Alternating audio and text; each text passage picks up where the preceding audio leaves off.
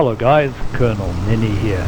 No doubt about it, the sound of those Merlins is awesome as these two spits go off to engage the enemy.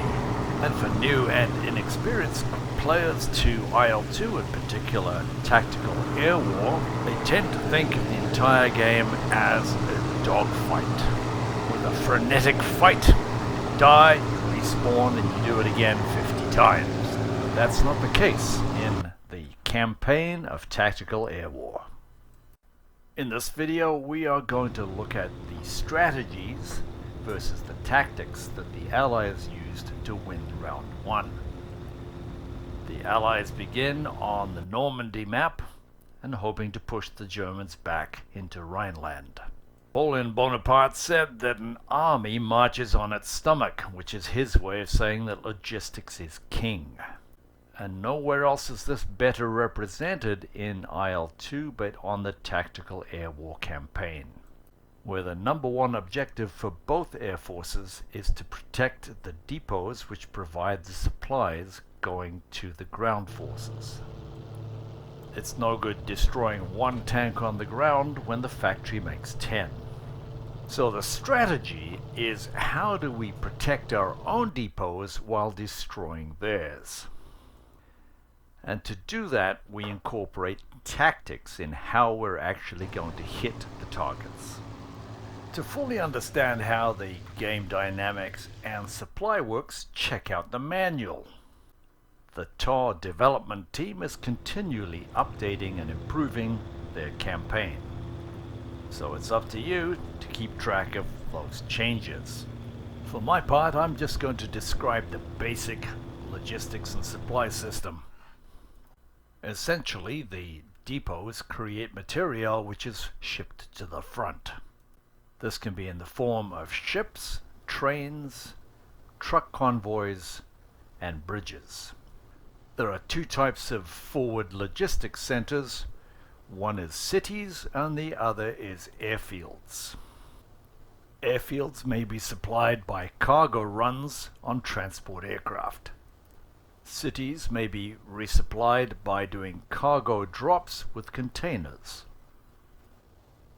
The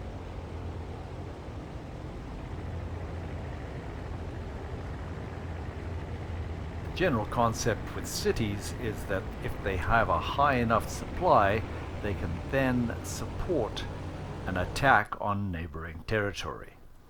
A city with high supply can also help to defend itself by supplying the defensive positions around it. The supply in enemy cities may be threatened by dropping paratroopers in those areas. Cities also help to supply local airfields.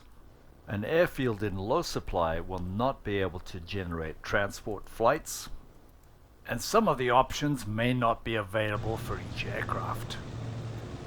During the offensive phases, you want to keep your cities and airfields at the highest supply level.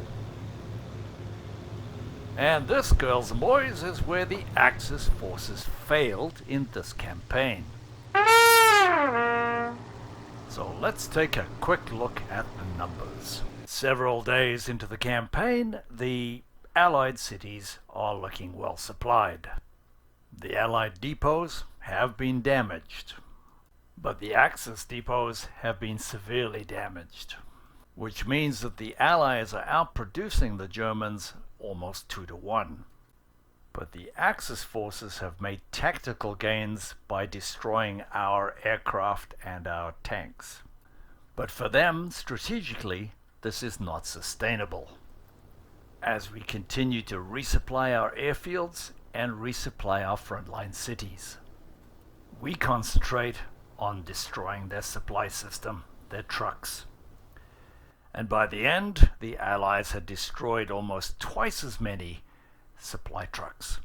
But to their credit, the German pilots destroyed almost all of our aircraft, most of our pilots, and a good number of tanks. The final straw for the Germans was that they were not able to build and replace their aircraft. And the final determination would be whether the Germans ran out of aircraft quicker than we ran out of pilots.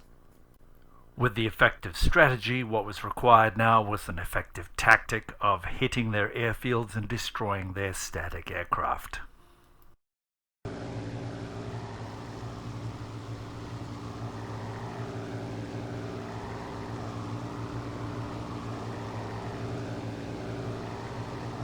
Ultimately, the Allies prevailed and destroyed all their aircraft. So we won that part of the map. Part 2 is coming up with Rhineland. My goal here is to attract new players to IL-2, and in particular to the multiplayer servers, where it's best to join a squadron where you can learn from some very good pilots. Flying the aircraft and the tactics, it's the strategy of how to play the game and win as a team. As an ex-real-world pilot, I can tell you there's nothing like it.